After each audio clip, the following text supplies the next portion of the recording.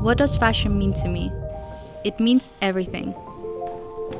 Since I was a child, I always loved fashion. I remember cutting up my family's clothes and reconstructing them, looking for themes and concepts I could explore. Being a fashion designer was always a dream for me. And what is life for, if not to chase our dreams? I feel I'm encouraged to do that here. I feel part of a community that strives together, that values individuality and sustainability. At Amsterdam Fashion Academy, I can find and develop my unique style. I can define my own core values and gain the knowledge I need to make a difference.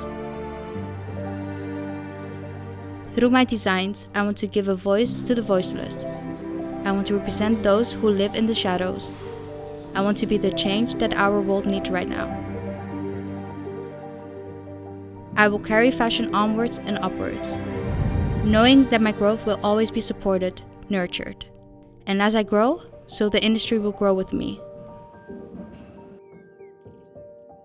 I am the future of fashion, and I will fashion my future.